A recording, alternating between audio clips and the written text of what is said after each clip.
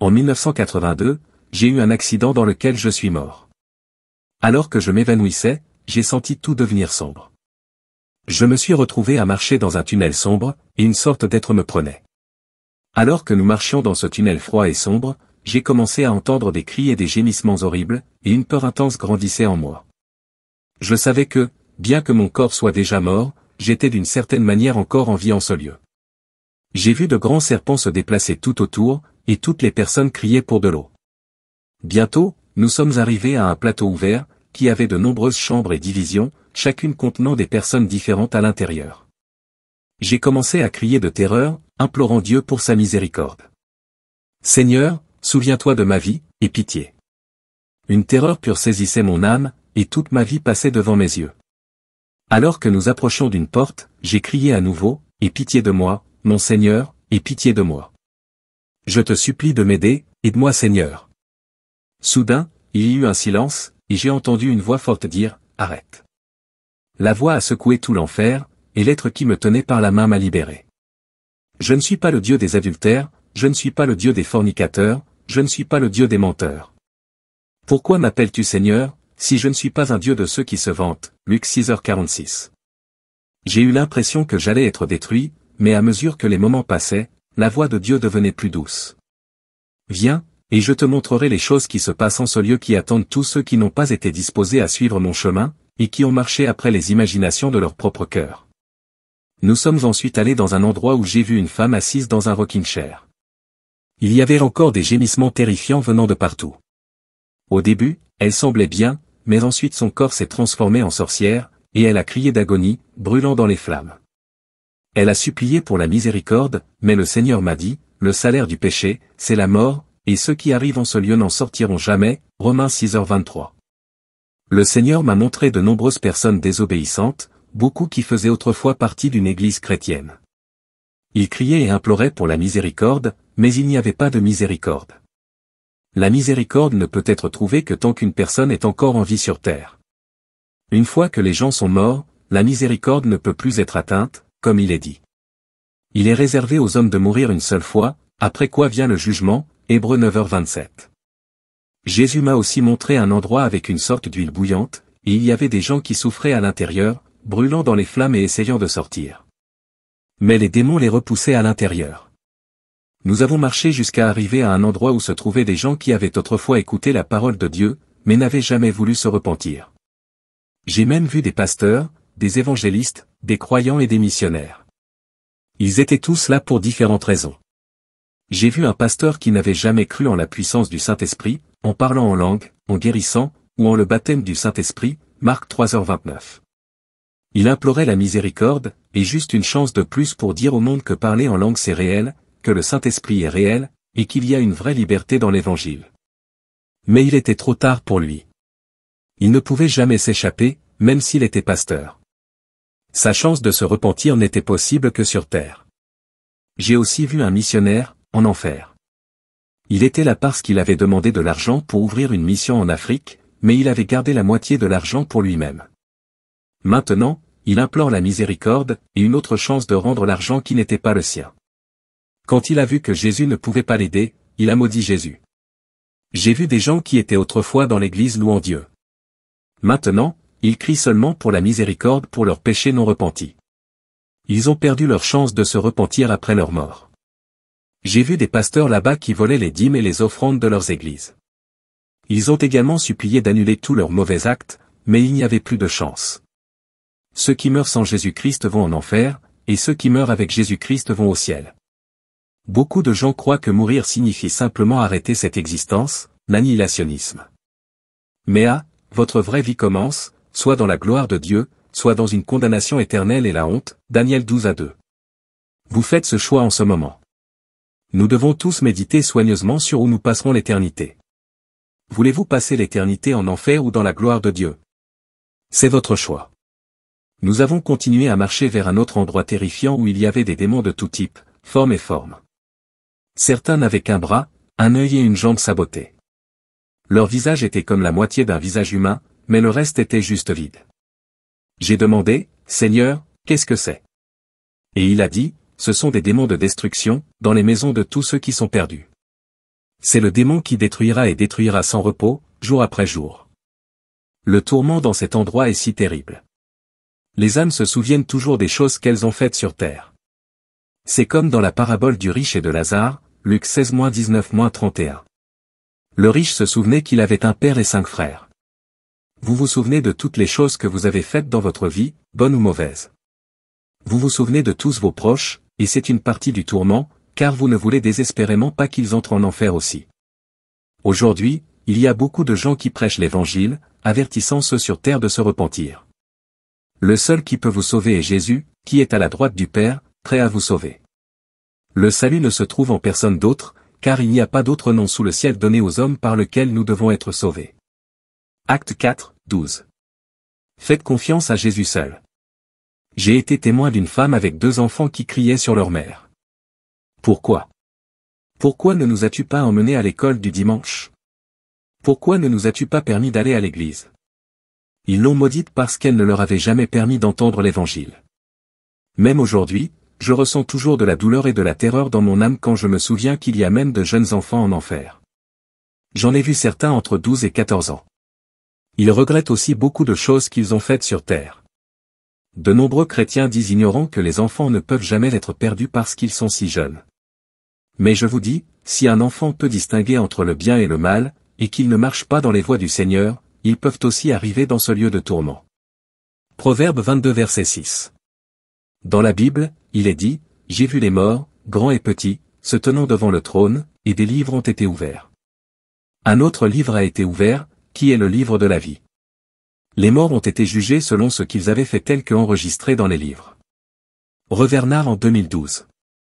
Toutes les personnes qui peuvent comprendre entre le bien et le mal devront se tenir devant le Seigneur. La démence est cachée aux yeux du Seigneur. Nous avons continué à marcher jusqu'à ce que nous arrivions à un endroit qui ressemblait à un stade. Il y avait des démons là-bas qui riaient des âmes perdues. Ils se moquaient d'eux et tourmentaient ceux qui étaient faits à l'image de Dieu. Les démons arrachaient des parties des gens et les cachaient, faisant chercher les gens. Les démons prenaient un plaisir sadique à infliger de la douleur. Comme il est écrit, le voleur ne vient que pour voler, tuer et détruire, Jean 10 verset 10. Les gens là-bas ont désespérément soif d'eau, mais il n'y en a pas. Ils regrettent même le jour de leur naissance. Mais le pire sentiment est pour ceux qui ont connu Jésus, mais qui se sont ensuite éloignés de lui. Si vous vous êtes éloigné de Jésus, si vous ne suivez plus ses voies, aujourd'hui est le jour de revenir. N'ayez pas honte de ce que vos amis ou quiconque d'autre pourrait dire. Rappelez-vous ce que Jésus a dit à propos de ceux qui ont honte de lui. Si quelqu'un a honte de moi et de mes paroles, le Fils de l'homme aura honte de lui quand il viendra dans sa gloire et dans la gloire du Père et des saints anges. Luc 9, 26. Il est temps pour vous de courir vers la présence de Dieu et de chercher le salut. Ne cherchez pas une église qui vous fait vous sentir bien. Cherchez une église où l'Esprit du Seigneur agit et repentez-vous de tous vos péchés. Il est temps pour un repentir profond, le temps de crier au Seigneur et de courir vers Jésus. Si vous avez des péchés que vous n'avez pas à l'arrêter, votre âme est en danger, car la Bible dit que Jésus viendra comme un voleur dans la nuit. Thessaloniciens 5, 2. Êtes-vous prêts ou non? Nous avons continué à regarder les démons tourmenter les gens. J'ai vu l'un d'eux arracher un œil à une personne et le cacher, et cette personne a dû se traîner dans la douleur pour le retrouver. Les démons prenaient plaisir à leur cruauté. À certains, ils arrachaient des bras et des jambes. Mais pour ceux qui ont connu le Seigneur, mais sont morts dans leurs péchés, leur punition était bien pire. Ils avaient une double condamnation, Hébreux 10, 26, 27. Ceux qui n'ont jamais connu Dieu étaient également en tourment, mais il y a plus de souffrance pour ceux qui ont connu Jésus et sont ensuite devenus des apostats, 2 Pierre 2, 21. Quand j'étais là-bas, j'ai ressenti une terreur indicible dans mon âme, une panique pure. J'avais tellement de compassion pour toutes les âmes qui pleuraient miséricorde. Jésus a dit, « Je vais te montrer combien de choses attendent encore les âmes perdues. » Nous sommes passés par un autre endroit qui avait de nombreuses cellules brûlantes différentes. À l'intérieur des cellules se trouvaient des âmes, mais tout ce qui restait d'elles était juste un gris calciné. Mais ils pouvaient encore ressentir de la douleur, et ils criaient à Jésus pour obtenir miséricorde alors qu'il passait. J'ai découvert que ces personnes étaient autrefois dans des églises. Certains prêchaient même la parole de Dieu pendant leur vie. Certains chassaient les démons et parlaient en langue sur terre. Mais maintenant, ces chrétiens étaient ici, car un jour ils ont décidé de se détourner des voies de Dieu. Le Seigneur a dit, regardez cette large rue. J'ai vu une rue où une multitude de croyants marchaient, et ils portaient même des Bibles. J'ai vu certains prier et d'autres chanter des louanges. J'ai vu comment le chemin étroit de Dieu bifurquait vers la droite. Mais les chrétiens continuaient à marcher droit vers l'enfer. Jésus a expliqué, ils ont une double vie. Ils vivent deux vies. Une dans ma maison de prière, et une autre dans leur propre maison. J'ai dit, mais Seigneur, ces gens louent votre nom. Jésus a répondu, oui, et même quand ils pleurent, crient et disent des choses gentilles à mon sujet ou à moi, leurs cœurs sont pleins d'adultère, de mal, de mensonges, de tromperie, de haine, de racines d'amertume, de mauvaises pensées. Alors, j'ai compris ce qui était écrit dans l'Écriture. Tout le monde qui me dit, Seigneur, Seigneur, n'entrera pas dans le royaume des cieux, mais seulement celui qui fait la volonté de mon Père qui est dans les cieux. Matthieu 7, 21. Beaucoup de chrétiens ont de la haine ou de l'amertume dans leur cœur envers leurs frères, et peuvent même sauter l'église à cause de ce frère. Mais quand le pasteur demande à l'église, combien d'entre vous aiment le Seigneur? Ils disent, Amen. Mais la Bible dit que ceux qui haïssent leurs frères sont comme des meurtriers, et aucun meurtrier ne peut entrer dans le royaume des cieux. Il est écrit, quiconque est en colère contre son frère sera passible de jugement. Encore une fois, quiconque dit à son frère, Raka, sera responsable du Sanhédrin. Mais quiconque dit, imbécile, sera en danger du feu de l'enfer. Matthieu 5h22. Ses frères regretteront profondément cela lorsque le Seigneur reviendra. La Bible nous dit, ne haïssez pas votre frère dans votre cœur. Reprenez franchement votre voisin, afin de ne pas partager sa culpabilité. Ne cherchez pas la vengeance ni gardez rancune à l'un de vos compatriotes, mais aimez votre prochain comme vous-même. Je suis le Seigneur. Lévitique 19h17, 18. C'est tellement triste quand ceux qui servent le Seigneur ne parviennent pas au ciel. Vous devez sérieusement méditer là-dessus et vous demander, suis-je prêt pour le Seigneur? Est-ce que je fais vraiment la volonté de Dieu? Ma vie est-elle agréable à Dieu? Vous avez encore le temps de tourner votre cœur vers Dieu et d'échapper à l'enfer. Certaines personnes se moquent de l'endroit où elles vont, elles veulent juste profiter de cette vie. Mais je vous dis, passer du temps avec Jésus, pas avec une femme, c'est profiter de la vie. Passer du temps dans la maison du Seigneur, pas dans un bar, c'est ça la vie. Nous devons demander la miséricorde de Dieu pour ceux qui marchent encore sur le chemin du péché. En enfer, nous avons vu beaucoup de gens qui pensaient vivre saintement sur terre. Mais maintenant, ils suppliaient simplement pour la miséricorde et une autre chance. Mon âme souffrait tellement pour eux. Nous avons vu une femme qui agissait comme si elle lisait la parole de Dieu et prêchait Jean 3, 16. Elle a dit, « Car Dieu a tant aimé le monde qu'il a donné son Fils unique, que quiconque croit en lui ne périra pas mais aura la vie éternelle. » Jésus a dit qu'elle était là parce qu'elle ne pouvait jamais pardonner à son mari. Elle n'a jamais réussi à pardonner à son mari. Matthieu 6h14 à 15. Cette femme avait dirigé une église évangélique pendant 35 ans, mais maintenant en enfer, elle implore une dernière chance de pardonner à son mari. La Bible nous met en garde, règle rapidement les affaires avec ton adversaire qui te traîne en justice. Fais-le pendant que tu es encore en chemin avec lui, sinon il pourrait te remettre au juge, et le juge pourrait te remettre à l'officier, et tu pourrais être jeté en prison, Matthieu 5.25. Et bienheureux sont les miséricordieux, car ils obtiendront miséricorde, Matthieu 5.7. Si vous êtes quelqu'un qui pleure en présence du Seigneur, vous êtes toujours sous grâce et miséricorde. Et si vous sentez que vous ne pouvez plus pleurer, ou prier, si vous avez arrêté votre vie de prière, vous êtes en grand danger. Le pardon est quelque chose de spécial, et cette femme n'a jamais pardonné. Après 35 ans de dur labeur pour Dieu, elle a tout perdu à la fin. Méditez là-dessus, et assurez-vous de pardonner à tous. Comment voulez-vous passer l'éternité?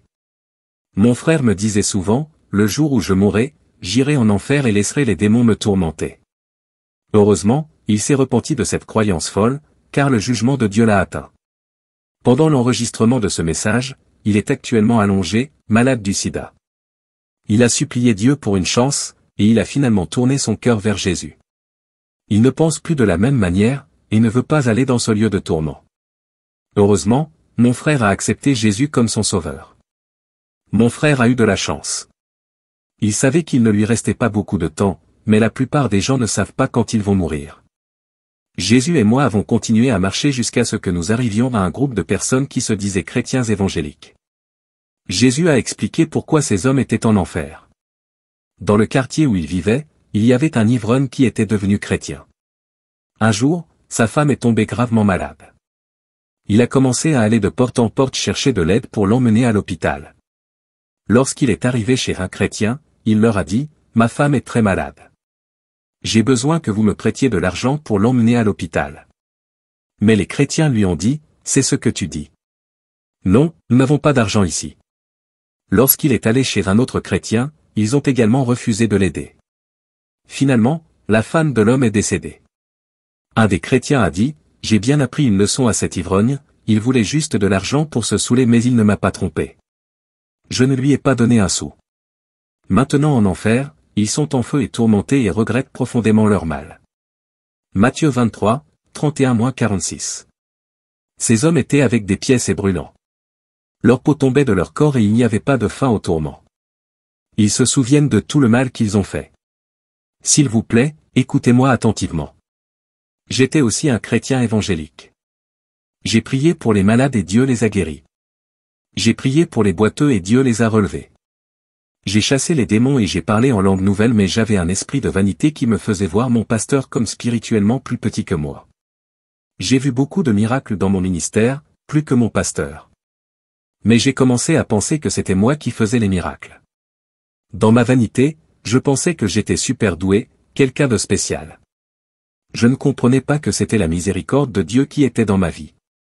Quand je suis arrivé en enfer, Dieu m'a dit, « Je ne suis pas le Dieu des gens vaniteux. » Beaucoup d'entre nous se tiennent devant l'autel de Dieu plein de fierté et de vanité. Beaucoup qui chantent les louanges de Dieu commencent à être pleins de fierté. Beaucoup des serviteurs de Dieu qui prêchent la parole et sont puissamment utilisés par Dieu commencent à penser qu'ils sont trop importants. Beaucoup de gens qui travaillent dans la délivrance deviennent également pleins de fierté. Je veux vous dire que Dieu voit tout et connaît votre cœur. Si vous avez de la vanité, de l'orgueil ou de l'arrogance dans votre cœur, si vous regardez votre frère ou pasteur avec dédain, veuillez vous repentir de vos péchés rapidement. Il vaut mieux être humilié devant les hommes que d'être humilié en présence du Seigneur. Je souhaite que vous puissiez voir cet endroit, comme je l'ai fait. Je souhaite que vous puissiez entendre les cris des damnés, ressentir la terreur que j'ai ressentie, et voir leur jugement final, alors vous comprendriez. Nous avons continué à marcher jusqu'à arriver à une sorte de salle d'attente. Nous avons vu un démon qui criait, et d'autres démons se présentaient devant lui. 2 d'entre eux étaient sous forme de belles femmes. Leur travail était de détruire des ministères et de conduire des ministres au péché. Ceux qui servent le Seigneur doivent se méfier des pièges de Satan. Satan veut détruire votre vie, et il peut utiliser les personnes qui vous sont proches. Ceux qui ne marchent pas près de Jésus peuvent être des instruments de Satan. Satan a aussi des démons déguisés en hommes. Ils entrent dans les églises et cherchent des jeunes femmes, et même des femmes mariées, pour les conduire au péché, détruisant des mariages et des vies. En enfer, j'ai aussi vu un homme qui blasphémait contre l'Esprit Saint, Luc 12h10. Il était là à supplier de miséricorde, criant et souffrant. Il y avait des vers partout sur son visage et son corps. Il essayait de les enlever mais d'autres revenaient toujours, Marc 9h44. Sa douleur était insupportable. Cet homme était inquiet de l'arrivée de ses membres de famille là-bas. Si vous aimez vraiment votre famille, prêchez-leur la parole de Dieu. Afin qu'ils puissent échapper à l'enfer, Acte 16h31. La Bible dit de ne pas craindre ceux qui tuent le corps mais ne peuvent pas tuer l'âme, plutôt craindre celui qui peut détruire à la fois l'âme et le corps en enfer, Matthieu 10h28.